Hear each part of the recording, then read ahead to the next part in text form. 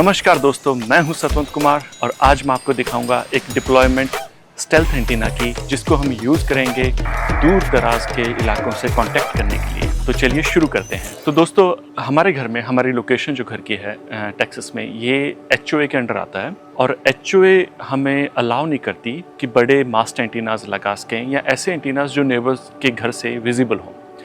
तो ये काफ़ी प्रॉब्लमेटिक केस है, क्योंकि होता क्या है कि अगर ऐसी सिचुएशन है तो हम बड़े एंटीनाज लगा नहीं सकते। तो स्पेशली HF कम्युनिकेशन है, अगर ट्रांस अटलांटिक या ट्रांस कॉन्टिनेंटल हम कम्युनिकेट करना चाह रहे हैं सिर्फ रेडियो वेव्स को यूज़ करके या रेडियो को यूज़ करके, वो नियर टू इम्पॉसिबल हो जाता है। वो यहाँ बहुत मुश्किल हो जाता है। जो मैंने यूज़ किया वो है 10 से 80 मीटर के बीच में ट्यून्ड, और इस एंटीना की खासियत है कि ये सिर्फ वायर में होता है। आप एज ए वायर डिप्लॉय कर सकते हो, वायर एंटीना है।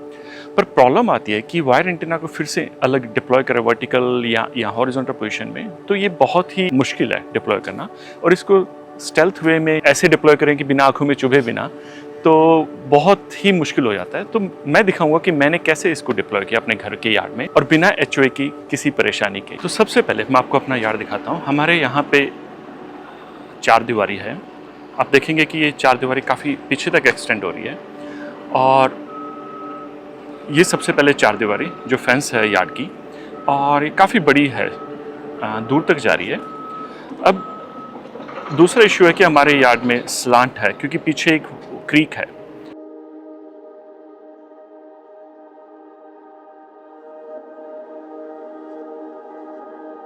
अब देख रहे होंगे ये वायर फेंस पे आ रही है, और फेंस से फिर हम इस वायर को बालकनी की तरफ मोड़ रहे हैं।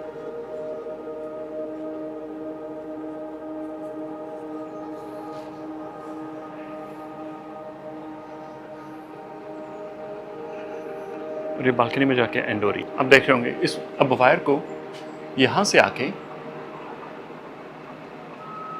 कोएक्सियल केबल से बांध दिया, वायर को इस बॉक्स में एंड किया जिसके अंदर फ्राइट कोर है और बैलून है, और इसको फिर कोएक्सियल एग्जिट से मिला। RX50 जो केबल है, कोएक्सियल केबल है, उससे एग्जिट दिया, और फिर इस केबल से यहाँ पीछे एंटीना ट्यूनर में लगाया। अब एंटीना ट्यूनर के साथ ग्राउंड कनेक्शन किया, जो यार्ड में ही 1.5 फीट की मेटल रॉड को इंसर्ट किया और उससे कनेक्ट किया हुआ है। और इस एंटीना ट्यूनर को फिर हम एंटीना इनपुट देंगे, और मैं अपने इस IC 7300 HF रेडियो के साथ कनेक्ट करके शुरू करूँगा। इस रेडियो को सेटअप कर रहा हूँ, और चलो शुरू करते हैं। सबसे पहले मैं एंटीना को ट्यूनर के साथ कनेक्ट करूँगा। ये काफ़ी धूप है तो काफ़ी गर्म हो चुका है ट्यूनर, और फिर रेडियो को ट्यूनर के साथ कनेक्ट कर दिया। हमने ग्राउंड ऑलरेडी किया हुआ है। ट्यूनर को फ्राइट केबल से कनेक्ट किया, वायरिंग को सारे कनेक्शंस लगाए मैंने। तो मैंने ट्यूनर को कनेक्ट किया ग्राउंड के साथ और एंटीना, और ट्यूनर को फिर कनेक्ट किया रेडियो के साथ पीछे, और ये वायर रेडियो से ट्यूनर को जाते हुए ट्यूनर को कंट्रोल करने के लिए। और अब हम देखेंगे, पावर से कनेक्ट करते हैं रेडियो को।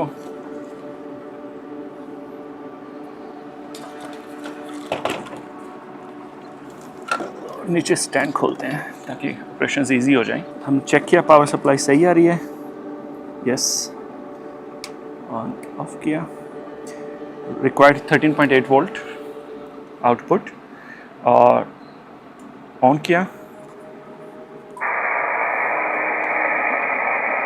and we can hear that, or let me tune it to the particular band.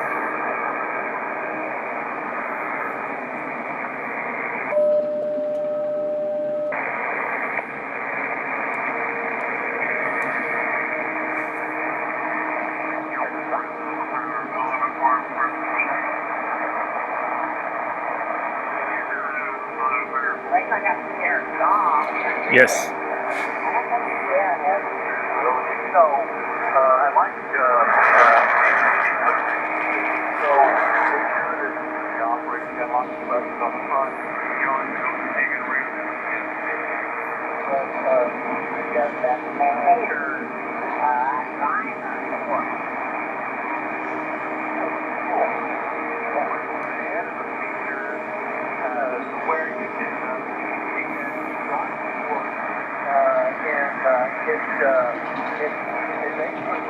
drive report to an extra port that I'm playing with right now. Drive the amplifier. तो दोस्तों अब आप देख सकते हैं कि रेडियो वेरी वेल ट्यून्ड है, clear audio आ रही है।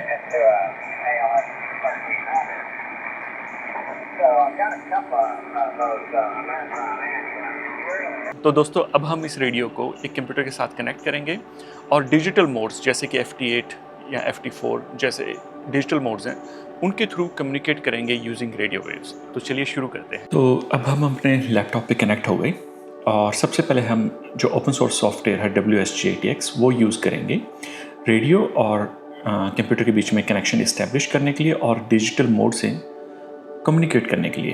तो चलिए शुरू करते हैं। तो WSJTX ओपन सोर्स सॉफ्टवेयर है और ये ऊपर आप देख रहे हो रिसेप्शन अभी सिग्नल की, और ये जो कलर वेव में सिग्नल की इंटेंसिटी आ रही है और नीचे एवरेज सिग्नल आ रहा है और आप देख रहे हो कि पीक्स आ रही हैं। तो अब क्या करेगा कि WSJTX ने इसको डिकोड करना शुरू कर दिया। आप देख रहे हो CQ जो रेडियो के आइकन, ये लोगों के कम्युनिकेशन मैसेजेस हमें आ रहे हैं जैसे CQ GDX C। और सबसे पहले क्या होता है कि CQ मैसेज है, उसके बाद आइडेंटिफायर और फिर लोकेशन है। तो इसमें सेटिंग्स में हम अपनी सेटिंग सेट करते हैं। मेरा कॉल साइन है, फिर रेडियो की सेटिंग्स चेक कर रहे हैं, सब सही है। और एग्जांपल में जैसे हम किसी से बात करना चाह रहे हैं कि जैसे CQ यूरोप से किसी का हमें मिल रहा है सिग्नल, या CQ VA generally I think इस कैनेडियन सिग्नल है, और मैंने ट्रांसमिशन भी इनेबल किया और मैंने सबसे पहले अपना लॉन्च किया। तो मैंने कहा CQ जो कि बड़ी कॉमन है रेडियो कम्युनिकेशंस में, हम बताते हैं calling query kilo India 5 uniform kilo sierra जो मेरा कॉल साइन है, EM22 मेरी ग्रिड लोकेशन है जहां मैं अभी लोकेटेड हूं, और मैंने ट्रांसमिट किया। और एट द सेम टाइम हम जो सिग्नल्स मिल रहे हैं उनको डिकोड भी कर रहे हैं और हमने ट्रांसमिट किया। अभी तक कोई रिस्पॉन्स नहीं, तो वेट करते हैं थोड़ा। ओके, मैंने रिस्पॉन्ड कर रहा हूँ, जिनका मैंने डिकोड कर रहा है मैसेज आ रहा है WA3MH पे, क्योंकि हम उसकी CQ रिसीव की FM 18। तो WA3MH लगभग 1807 किलोमीटर पे दूर है हमसे।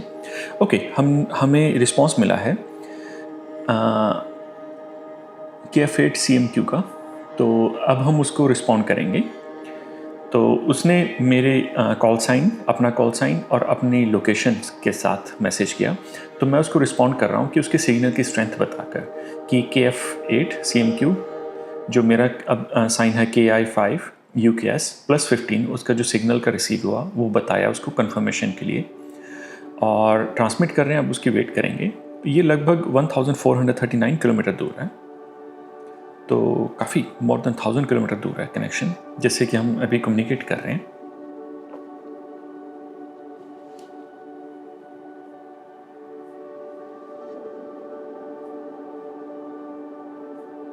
ओके, पेशेंटली वेट कर रहे हैं क्योंकि क्या होता है कि सिग्नल ऊपर नीचे ड्रॉप होता रहता है, लेकिन इंटेंसिटी अच्छी है। आप देख रहे होगे वाटरफॉल में काफ़ी अच्छी सिग्नल इंटेंसिटी आ रही है।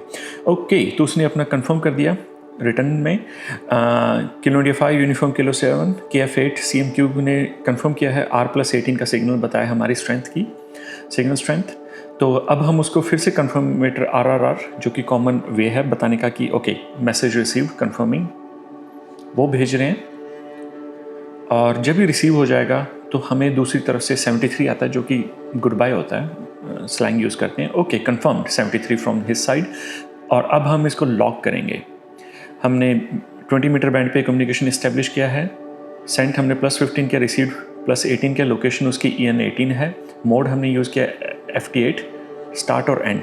तो अब क्या होगा कि जिसके साथ हमने कम्युनिकेट किया वो भी इंडिपेंडेंटली थर्ड पार्टी सर्वर्स पे रिपोर्ट करते हैं। थर्ड पार्टी लोकेशंस हैं, लॉग बुक्स हैं, वहाँ पे रिपोर्ट करेंगे इसकी डिटेल्स, और अगर ये मैच करेंगे तभी इसको कंफर्म कनेक्शन कहा जाएगा। तो मैं QRZ.com पे जाके इसको रिपोर्ट करूँगा और देखते हैं कि जिसके साथ हमने कम्युनिकेशन किया है वो भी इसको रिपोर्ट करता है सही ढंग से, तभी हम इसको कंफर्म कम्युनिकेशन कहेंगे। तो चलिए देखते हैं। और आपकी स्क्रीन पे अभी QRZ का मैंने कंफर्मेशन लॉगबुक अपनी खोली है।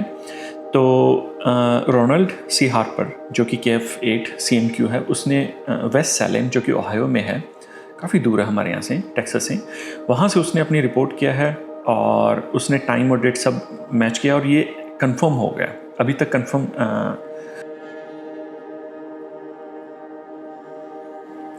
ओके। तो आप अपनी स्क्रीन पे देख रहे हो मेरी लॉगबुक का पेज, और जो कि वाइन काउंटी में है, रोनाल्ड सी हार्पर, उसके साथ हमारा कांटेक्ट हुआ था और उसने ये रिपोर्ट किया अभी वेस्ट सालेम एरिया से, ओहायो USA से, और उसने डेट और टाइम मैच किया है। QRZ ने इंडिपेंडेंटली हमारा जो हमने इंडिपेंडेंटली रिपोर्ट किया है और उसको लॉक किया है और एक कंफर्म्ड कॉन्टैक्ट इस्टेब्लिश हो गया, और ये लगभग 1800 किलोमीटर से ज़्यादा का कॉन्टैक्ट था। तो काफ़ी अमेजिंग है कि हमने एक रेडियो को यूज़ करके 1800 किलोमीटर दूर किसी से बात की है। तो मैंने इस रेडियो को यूज़ करके पास में 6 डिफरेंट कॉन्टिनेंट से 2-वे कम्युनिकेशन इस्टेब्लिश किया है, और काफ़ी एक्साइटिंग हॉबी है और लाइक इट्स चैलेंजिंग टू। आपको प्लान करना पड़ता है, रेडियो बाउंसेस प्लान करने पड़ते हैं, इट्स जस्ट अमेजिंग। तो दोस्तों, आपने देखा एक सिंपल से वायर के एंटीना से हमने कैसे दुनिया से कनेक्ट हुए, और बिना किसी इंटरनेट के और बिना किसी फ़ोन के हम इमरजेंसी में भी ये कम्युनिकेशन इस्टेब्लिश कर सकते हैं। आपको HF रेडियो के लिए लाइसेंस लेना होगा, तो आप अपने लोकल लाइसेंसिंग एजेंसी से कांटेक्ट करें, अपना एग्ज़ाम दें और HF रेडियो का लाइसेंस लें।